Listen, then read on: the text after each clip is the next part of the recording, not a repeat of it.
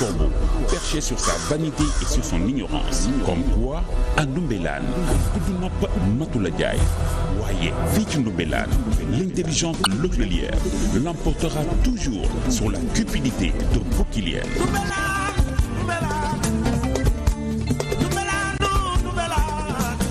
Chers téléspectateurs ñu ngi leen di nuyu di leen dalal ak jàmm ci Sen TV ñu ñëwaat ak yéen ci seen plateau Ndoumbélane un plaisir de vous retrouver comme tous les vendredis may am mbégte lool di bokk ak plateau bi samay chroniqueur ma ci commencé di nuyu kii di Abdoulaye Mbow Abdoulaye bonsoir. waaw bonsoir Néné tey moom danga ma naqal parce que ñaare ñoo doon jege yoo. waaw gis nga waaye am na ñoo xam ne léeg-léeg dañuy complot waaw pour séparer ñu waaye. xanaa maxu la waaw gis nga ko de. mais asalaamaaleykum moom mooy def fii maa ngi nuyu bu baax ñëpp di siyaare bu baax ñëpp di nuyu Sénégal gi yëpp ñu ngi jëm si màggal incha allah bu ñu jógee si màggal jëm si gàmmu muy wane ni Sénégal diine am na fi solo tarixa yi am nañ fi solo comme ni mu ko tàmmee di waxee rek c'est des institutions de régulation sociale kon boog la ñuy jëlee foofu si mbégte ak si lépp moo xam si wàllu iman dañuy ñaan yàlla mu tabb si kër yëpp nag si néeg yëpp si wàllu politique bi si wàllu société civile si wàllu feneen ak feneen ngir Sénégal jàmm sax fi ndaxte jàmm rek la ñu soxla. l'indigné Pape Mactar Diallo maa ngi lay nuyu. maa ngi lay fay Néné Aïcha di nuyu ñu nekk ci plateau bi ñëpp di nuyu aussi sénégalais yi ñuy déglu tey aussi dañuy nuyu waa Colobane mais dañ leen di jàll parce que dafa am kenn ku bokkoon ci ñun mu nekkoon xale boo xamante ni xale bi bokkul woon ci xale yi ñu doon indexé xale boo xamante ni xale bu yarloo woon nekkoon capitaine u ASC Colobane ñu fubalandoo mu nekkoon xale bu baax mi may sa ndooy tey mu dëddu àdduna dañ koy ñaanal fi mu jëm gënal ko fukki yoon fi mu jógee te yàlla na Firdawsi doon dernier këram ñu ngi koy jaale ay waa këram bu baax a baax di ko jaale en tout cas Colobane bi yëpp yàlla na ko yàlla xaare àjjana te yërëm ko Cheikh Omar Talla. Néné Aïcha maa ngi lay fay di nuyu téléspectateur u Sen TV di jaale mon ami Pape Matar ak waa Colobane di nuyu waa Pikine naturellement mais aussi di rendre un vibrant hommage au commissaire Adramé Sarr bi nga xam ni nekkoon police Pikine pendant 4 ans ñëw véritablement dalal suñu xel et puis koo xam ni day saafonteeg population bi ba nit ñi ñeme police ba collaborer ak moom ba mu yokk suñu sécurité tey ñu affecté ko mu war a dem Ziguinchor et que bu fekkee rendre service boobu aussi c'est normal que ñun ñu toog ñun ñi dëkk Pikine gis taxawaay bi mu ci amoon ñu xam ni que au sein de la police am na ñoo xamante ni ils ne sont là que pour servir et protéger les populations. En tout cas professeur. naka cours yi. ah xanaa di wax élèves yi ne maa ngi toog di leen xaar gisaguma leen de. gisagoo élèves yi ba tey. bi tey jàng tey dañuy màggali nag. dafa gum naa 2 heures de temps de cours de école tijjeeg léegi. 2 heures kese professeur boobu ba tey. maa ngi wër ay élèves gisuma kenn. loolu doy na waar. ah. non màggal gi la. xanaa dem laaj leen man daal xam naa ne jot naa sama emploi du temps maa ngi toog gisuma kenn loolu laa mën a seede fi de waxu ba la mais Ablaye Mbow yow. tey dafa ñu sauver wax dëgg sa passé yow fi nga daan toog avant nga dem yow en tant que historien nga bëgg a tirer un trait sur le passé. ah amul déedéet di Ablaye Mbow. Sénégal dañuy bañ histoire de boo weddee laajal Iba Der. xam nga moom l'histoire n'est riche que dans son approche. c'est que Abdoulaye bëggatul foofu dara depuis mu ñëwee en tout cas dafa fàttali ne moom fii la daan toog avant muy dem. waaw am na koo xam ne xëy na Néné dina ko introduire sax. nee na ma lay wuti fee. mais tu es polyvalent nag c'est ça la polyvalence. waaw bon Néné man comme ni ma koy waxee toujours rek tey àjjuma jotati na ñu toog fii ci Ndoumbélane di waxtaan am ñoo xam ne ñu ngi toog seen diwaan bëri lool di taataan ñu ñaan yàlla di ñu musal nekk ci bépp xeetu saaraan di nuyu aussi une sœur qui s'appelle Mia Diallo mosuma ko gis ci jaxaran nag dañuy waxtaan nii ci WhatsApp rek ci affaire mais mu nuru ma jigéen bu baax jigéen bu jàng li jamono bëggu donc Mia ma sœur. naa la boole sama umpaañ yaay ne fi di may dédicace. Très bien, alors comme tous les vendredis face à l'actu, c'est tout de suite.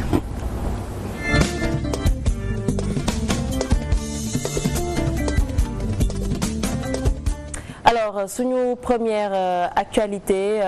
coowal IPRES ñun ñëpp déggoon nañ ko alors lii di décision bi dafa daanu ci biir semaine bi décision du conseil d'administration ñoom dañoo jël kii di Cheikh Gueye jox ko langue yi Cheikh Gueye moom ñu jàpp ne que doon na occupé wu poste secrétaire général de l'IPRES donc dañuy dem jëli élément bi avant de revenir sur le plateau.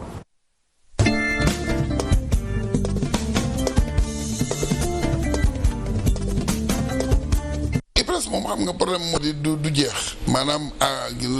dëgg-dëgg pension yu ci bari gàtt na am na yoo xam ne kii na waaye yu gàtt la donc solo bi kay moo di naka la ñuy fexe ba yéegal pension yi ndax à la traité yi tamit di dund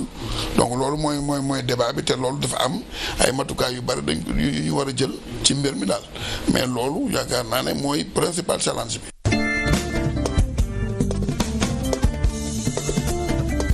Voilà, donc ñoo ko gisandoo mu nekkoon Mademba Sock secrétaire général de l'UNSAS Cheikh Omar Talla. waaw xam nga suñu déggee IPRES rek li ñuy njëkk xalaat mooy retraité yi alors ci actualité bi li amoon c'est par rapport ndax conseil d'administration bi moo war a tabb wala président moo war a tabb loolu ci affaire règlement la nañu respecté règlement ñu def ko mais man li may intéressé ci question boobu mooy traitement bi nga xam ne moom la ñu jagleel ñi nga xam ne ñoo nekk à la retraite mu nekk situation bu difficile mu nekk lu mel ni précarité parce que nit su liggéeyee ba tollu benn âge bi war nañ ko yombalal mu am une retraite boo xam ni c'est dina am xel mu dal mën a faj ay soxlaam du dem du tàllal loxo wala muy dépendre ci kenn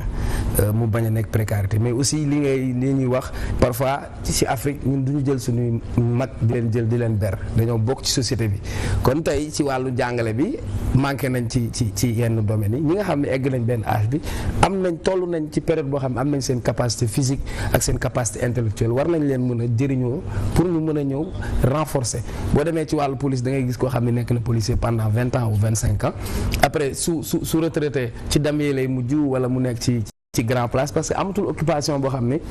daf koy def alors que mënoon nañ leen redéployer ñu bokk ci dans la formation parce que nit su retraité rek nga dëj ko defatul benn activité physiquement loolu dina bokk sax si li koy dépérir et ensuite li ma jàpp ñaqu baadoola yi liggéeykat ku liggéey pendant des années ay cotisation moom mooy dem IPRES mënul am budget 600 millions alors que lu jëm ci wàllu couverture médicale ñu ne centre médico-social parfois dem ay problème de rupture donc nag d'autant plus que IPRES xaalis boobu di fa toog c'est cotisation travailleurs yi la ñu war koo jël ñoom di ci investir kon war nañu gën a xalaat le bien-être ñi nga xam ne ñoom ñoo retraité tey beneen image bu may tooñee sama gars yi man fi ma dëkk dafa am benn IPRES mais chaque fin du mois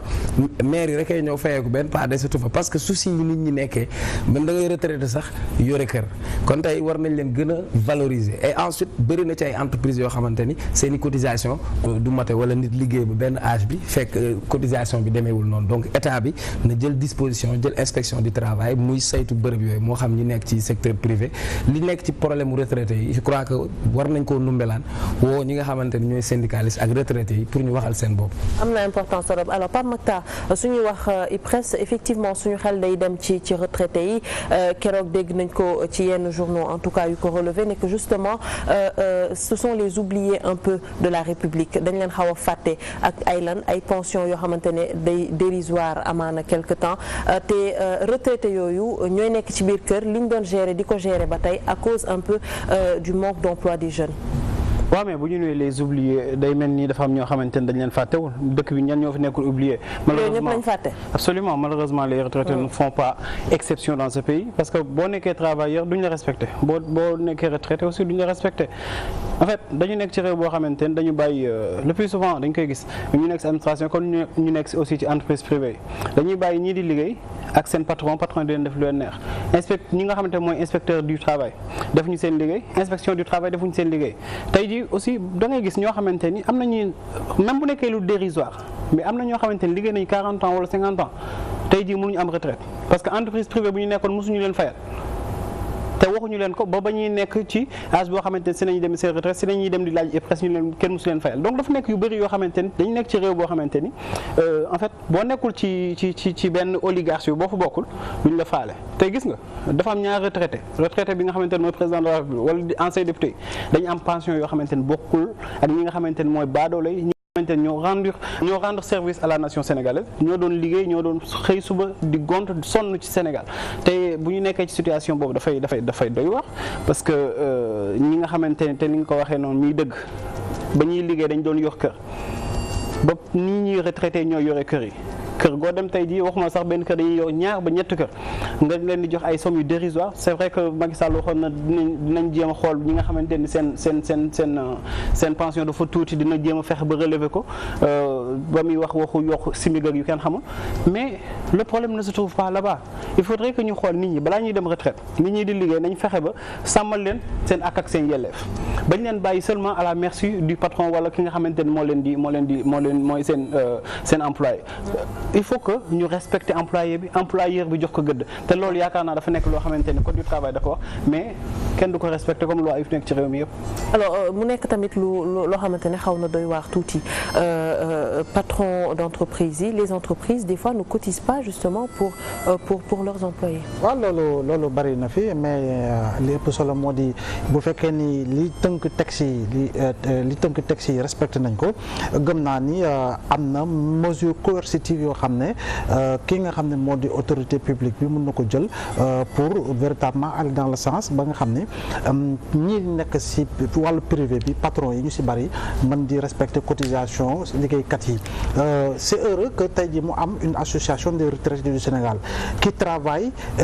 pour les actuels travailleurs qui seront demain des retraités pour véritablement aller dans le sens de leur permettre ñu mën a am ci loo xam ne sukkandiku ci nañ xam nga toll nañu jamono joo xam ne ci wàllu IPRES ci wàllu retraite am na ñoo xam ne danañ am pension boo xam ne ay 3000 francs la ay 4000 francs la wante boo xoolee am na ay jéego yoo xam ne def nañ ko ba am benn plafond minimal boo xam ne moom la ñëpp fa lañ ko yemale donc loolu avancé la tey jii nii avancé la encore bi président tabbee directeur général en conseil des ministres ñu xamal ni ko du yoon nga tabb ko mu reculer loolu tam avancé la ba nga xam ne IPRES tey jël na ki nga xam ne moo doon secrétaire général bi ñu def ko directeur intérimaire en attendant ñu def appel à candidature pour wut li nga xam ne moo di directeur boo xam ne gu yees la mais lu ëpp solo ba ëpp solo si li ma jàpp moo di lépp loo xam ne wàllu privé la parce que IPRES ñu mooy nekk privé waaye bu ñu fàtte itam yàlla Fonds national de retraite yi nga xam ne ñoom ñoo nekk ay fonctionnaires du public wante moo xam bi wala bee li ëpp solo ba ëpp solo moo di nañuy fexe di gën a teg ay jéego si ñi nekk si privé bi si respecter cotisation yi xoolaat bu baax parce que SMIC bi Pape Mata wax na ko waaye bu SMIC bi ak SMAC bi am na loo xam ne jéego la boo xam ne def nañ ko si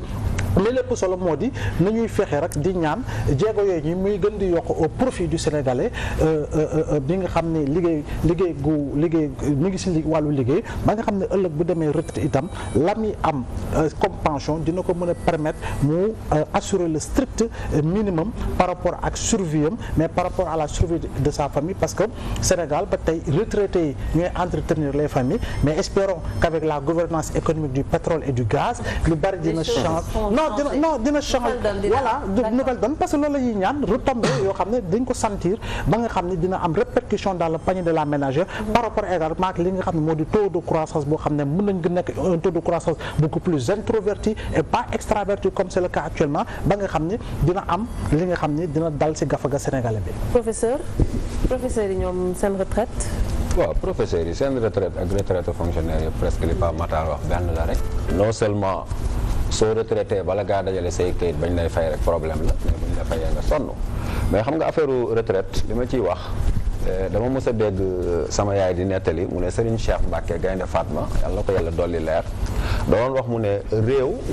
mu fonkul ay magam dafay tiital ay ndawam di naxasal ay waxambaaneem xam nga xale bi su gisee ne moom su retraité nii lay mel du sawar ci liggéey man fi ma toll nii su fekkee dama gis ni su ma demee ba retraité man lii laay am nii laay mel mais bu fekkee ragaluma yàlla aw ma imaan liggéey bi du ma ko def nu ma war a defee damay daw di sàkki leneen alors beneen bi ci nekk ci affaire u retraité yi mooy comme il y a 2 journalistes sur le plateau man directeur IPRES xamuma ko xaw ma sax nu mu tudd yàlla xam na ko mais dafa mos a mel ni dama mos a gis benn vidéo ñu dugal ko ci benn groupe di filmer château bu rafet ay oto yu rafet ñu ne moom moo ko moom xaw ma ndax dëgg la am loolu mais loolu moom bu fekkee dëgg la on peut comprendre qu'un directeur de presse bu dëkkee ci château mais évidemment ñi nga xam ne ni seen xaalis la ñuy gérer ñooñu mën a nekk ci misère parce que ni ma koy waxee ci li benn la rek bu ñu jëlee ñaari kilo yàkkal kii ñi si des xooñ rek lañ mën a nekk maanaam daa ñu nekk ci di suukar lem rek te soom bi safut loolu rek moo xew fépp alors boo xamante ni président bi xamul prérogative am di nommé fi nga xamante ni waru fa nommé aussi ça pose problème li ma nekkoon suñu face à l'actu tey alors je rappelle que sur le plateau dalal nañ fi ñaari kàngam kenn ki xam nañ ko duñ ko présenté ti nekkoon occupé na fi poste yu bëri nekkoon na fi ancien ministre conseiller nekk ancien président groupe parlementaire bu Benno Bokk Yaakaar j'ai envie de dire président Moustapha Diakhaté ñu ngi lay nuyu bu baax a baax di la dalal suñu plateau. bismillaahi rahmaani rahiim maa ngi lay fay di la nuyu Soxna Nene di nuyu sama mbokk yi ma bokkal studio bi di nuyu waa groupe des médias jiital ci nuyoo bi nag suma rak Bougane Gueye di nuyu Sénégal yi nga xam ne ñu ngi nuyu seetaan te ñaan yàlla mu baaxee nu ba leen fi wax amal nit ñi njariñ li ngeen mujj sànq nag moom defe naa danaa ci mos tuuti muy affaire retraite. effectivement li ngeen wax d'une manière générale d'accord naa dama ci yokkul leen na boo xoolee Sénégal ñi fiy liggéey maanaam ci état bi ak secteur formel bi gën gaa bari 600 ba 700 000 sénégalais lañ am na 4 5 ba peut-être 6 millions yoo xam ne bis bu yàlla sàkk ñi ngi xëy di liggéey ñii nekk ci secteur informel bi ñii di béykat ñii di sàmmkat ñii di nappkat ñooñu li ñuy dugal ci PIB Sénégal bu ñu ko dindi woon ab fonctionnaire dootu fay weer pourtant amuñu retraite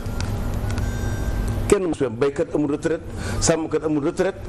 nappkat amul retraite. secteur informel bi. mooy secteur informel. loolu c'est une injustice am réew waru doxee noonu loolu li koy indi nag mooy ñun xam nga ba léegi xëy na daañu des bu ci kanam mais maanaam li fi tubaab bi bàyyi woon ni mu yore woon réew mi maanaam administration coloniale daanaka dara ci sotti wut ci jikko yi.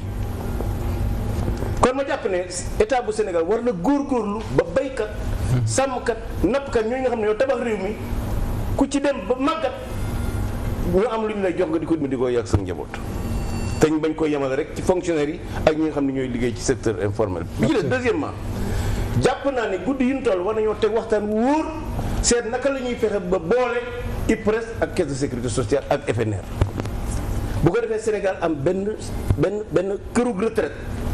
alal ji bu ñu ko dajalee maanaam dana mën a faj kii pexe yi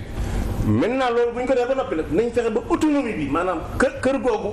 état bi du ci am sañ-sañu wekk ak a wekk parce que IPRES li sëñ Diallo doon wax sànq bi président nommé directeur man ma ko déggee dama tiit parce que man je suis syndicaliste par man syndicaliste là c'est un combat que nous avons mené pour que IPRES état bi dootu ci mën a tibb kees gi wala muy nommé directeur malheureusement bi ma ko déggee xawoon na maa kii waaye nag alhamdulilah xam nga rek bon président nit la dafa jamuj bi ñu président du nit de institution waaw dafa institution la institution bi dafa jamuj bi mu jamujee waa secrétaire général bi ñoom waa ñoom Mademba Sow ak Mody Guio ak ñoom Cheikh Diop ak ñoom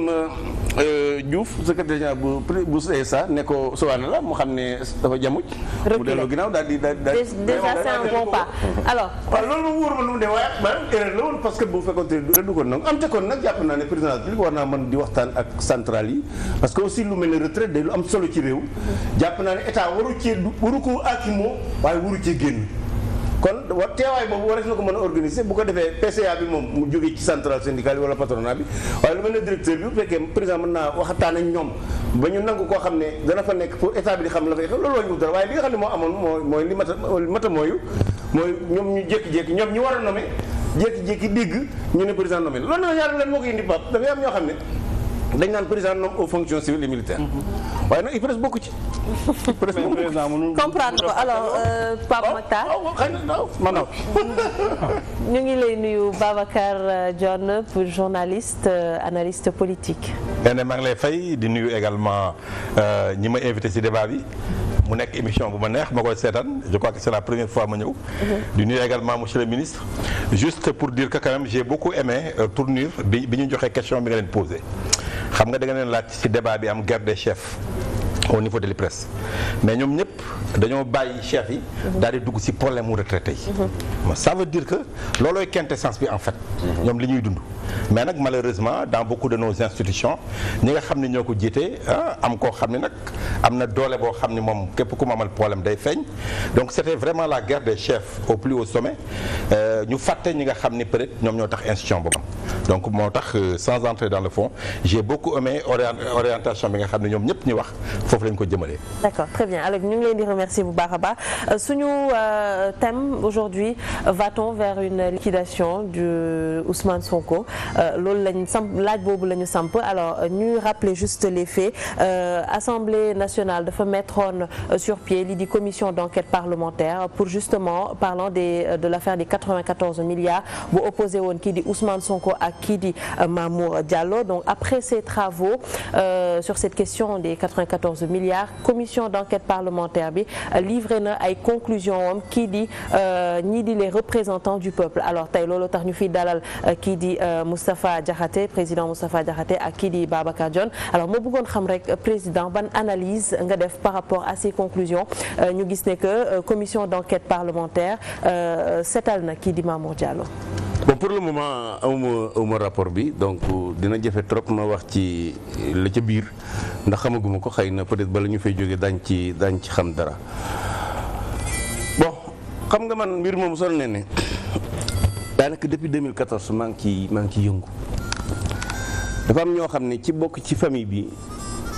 dañoo mës a bind benn lettre directrice su DGID bi fi nekkoon 2014 doon sàkku ci ñoom ñu exproprier maanaam ñu fay leen. waaw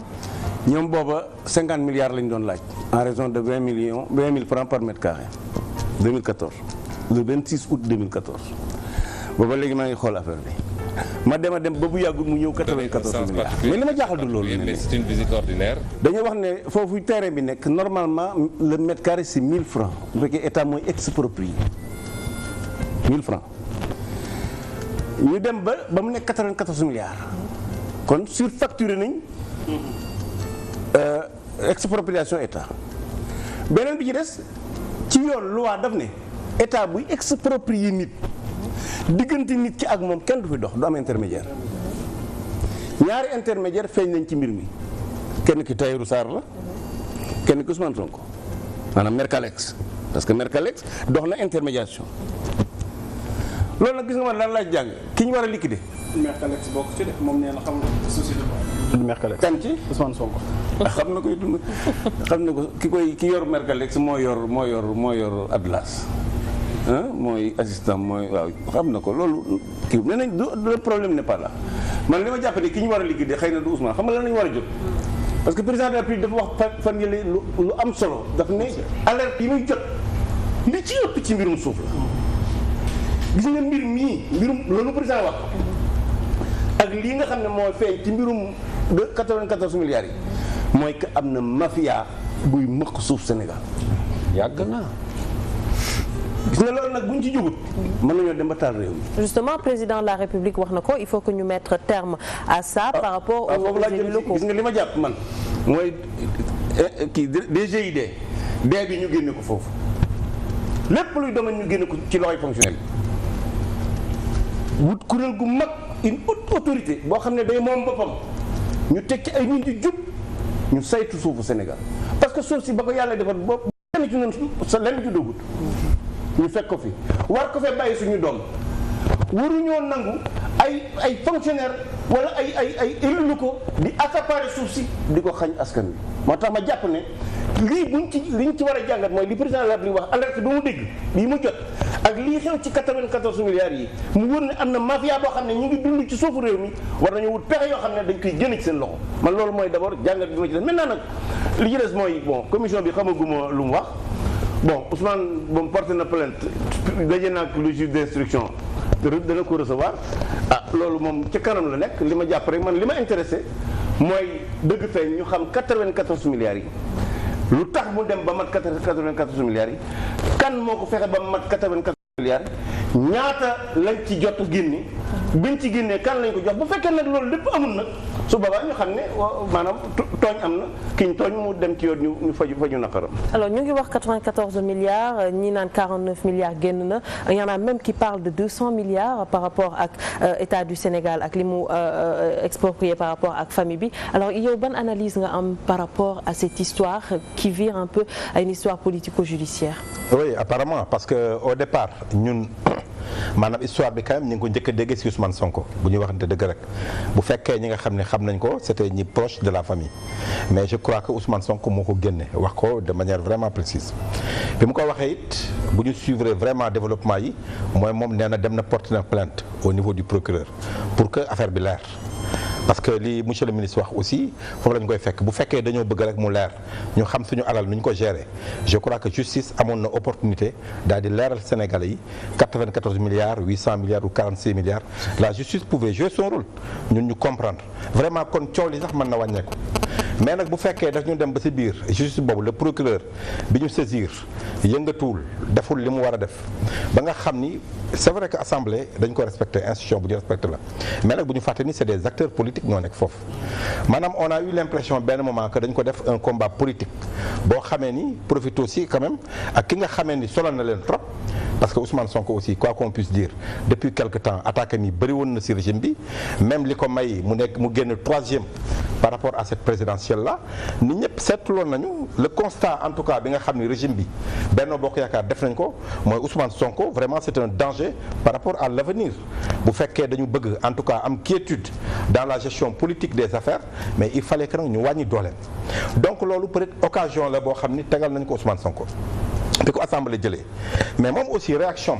li ma analyser mën nañ ko comprendre moment boobu parce que nit ki bu fekkee dem na ci procureur muy dénonciation muy plainte nu mu mën a demee bind na jox ko procureur bu fekkoon dëgg rek la ñu bëgg procureur mën na réagir defu ko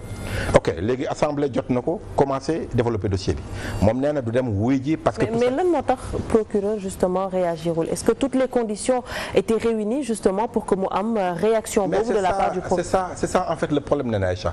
parce que procureur quand même mën nañ ko wax li ñu koy wax mooy que ni parquet la il dépend quand même d'une autorité politique muy ministre bi mais Ousmane Sonko wiiri na ko daal dem juge d'instruction jox ko dossier bi parce que léegi le juge d'après ñi ñuy wax yëpp ñi nga xam ne les spécialistes du droit xam nañ ni léegi le juge d'instruction que ça soit avec l'avis du procureur ou pas bu ko neexee mu continuer dossier bi donc loolu vraiment c'est un fait mooy continuer mais man li may njort bi ñu am comme xamaguñu dëgg bi mais nit koo xamee ni sonné na noonu ci dossier boobu pour ñu feeñal dëgg bi ak lu ñu ko mën a accuser mais pourquoi la justice moom bi leen Ousmane Sonko jëlee ba léegi dafa jóg aujourd'hui commission d'enquête parlementaire amoon na ci yeneen ci yàpp man de awma fi njort boo xamee ni dëgg bi foofu lay génne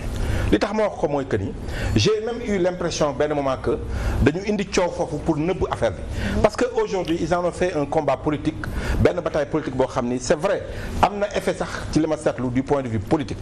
parce que Ousmane Sonko comme ni ma ko waxee bi nga xamee ni il prenait toujours l'initiative di attaquer bi nga xamee ni Benno Bokk Yaakaar en utilisant une institution de la République fexe nañu ba aujourd'hui Ousmane Sonko nekkatul dans une posture agressive d'attaque mais dama seetlu ni sax au contraire dafa nekk ci position boo xam ni day défendre ñu ngi may bëgg a fàkkaakal même tey quand j'ai écouté son discours à Ziguinchor xaw na changé en disant que dara du am tiitu mais dafa ne woon gars yi dañ ko bëgg a liquider ba ces militants wax ko donc je crois que ñoom loolu lañ ciy haute peut-être mais là où vraiment je commence à avoir peur moo tax ce terme de liquidation boobu mën a ñëw mooy depuis quelque temps maanaam élément de langage argumentaire yi nga xam ne dégg nañ ko si waa Benno Bokk Yaakaar ak ñi nga xam ne ñoo ànd ak Mamour Diallo parce que Mamour Diallo dafa am fu mu bokk maanaam si majorité la bokk ma dégg leen ñuy wax man dama gis fi ñuy dem du loo xam ni gisuma ni jàmm rek la quoi parce que déjà ñoom ñëpp ñi ngi woo Mamour Diallo bu commission d'enquête bi pare na porter plainte te déjà am na ay plaintes yu nekk foofu waxuñu ñu surveiller ko na porter plainte ça veut dire quoi peut-être que am nañu ay possibilités à partir de li Ousmane Sonko wax 5 possibilités yoo xam ni peut-être mën nañ ko créer le problème du point de vue judiciaire aujourd'hui donc on a l'impression que Ousmane Sonko peut-être c'est le moment ou jamais en tout cas wàññi dooleem réduire ko au silence pour que par rapport à ses ambitions mu bañ see yàgg léegi aujourd'hui au lieu que mu nekk une affaire judiciaire maanaam j'ai l'impression que c'est devenu maintenant une affaire politique c'est c'est vraiment regrettable aussi. D'accord. Alors Abdoulaye Mbow, justement on peut parler d'une affaire politique mais juste dafa soulever benn parti justice procureur de la République ñu déggoon ne que sur une simple déclaration le procureur de la République peut s'autosaisir hein. On parle aujourd'hui d'une somme 94 milliards bu concerner deux Sénégalais Mamour Diallo Ousmane Sonko entre autres tey jii am beneen parti buy expliquer ne que justement est-ce que Ousmane Sonko apporté na les éléments de preuve justement pour accompagner sa plainte. Élément de preuve pour accompagner sa plainte ay documents qu'il faut pour firndeel li nga xam ne mi ngi koy jiiñ ki nga xam ne moo di Mamour Diallo jëm si 94 milliards boobu ba léegi man dama jàpp ni si sama xam-xam bu ndaw si wàllu yoon ni ki nga xam ne dafa jiiñ bind plainte am déposé ko si kii nga xam ne moo di doyen des juges dama jàpp ni du sur la place publique lay génne ay preuves du brandir ay preuves sur la place publique ñiy wax ni Ousmane am na preuve amul preuve am na preuve amul preuve di naan ko génnal say preuve boo ko amee gëm naa ni loolu discours la boo xam ne discours partisan la wala boog discours d'opposant la par rapport ak côté bi nga féete mais lépp solo ba ëpp solo si wàllu dossier bi moo di dañoo yëkkati benn débat dañoo jokkër bi baaraam nit kooku nag dafay nekkoon yor ay responsabilité nekk directeur des domaines nit kooku dafa nekk responsable politique nit kooku dafa nekk père de famille nit kooku dafa nekk yaakaar ay nit ma jàpp ne buñ la tuumalee lu toll noonu gëm naa ni di nga jël ay matuwaay yu war si sama gis-gisu bopp pour mën a setal sa der waaye ki jiiñ tamit dañu ne bu ñu fàttali itam Mamour Diallo lu ñu ko jiiñ il bénéficie toujours de la présomption d'innocence Ousmane Sonko bi jiiñaate gëm naa ni discours am boobu ba léegi nag lu ma seetlu man si sama jàngat mooy son discours n'a pas varié lu jëm si wàllu 94 milliards yi la mu waxoon musul teggi loo xam ne wàññi na wala yokk na wala wax na ni en tout cas son discours a été constant. L'inconstance de son discours voudrait également que l'on place le curseur si là moo di lu tax ñu jiñ booba léegi defut jël na avocat am génn na wax na réaliser na film montré ko à la presse montré ko à l'opinion publique ma jàpp ni boo defee investigation bu toll ba nga ne def naa film acte 1 ba waaja sax waajal génn acte 2 di nga naan ni preuve yooyu di nga ko dem jébbal kii nga xam ne moo di yoon ne ko nag dañ maa tooñ mais ñoom ne woon nañ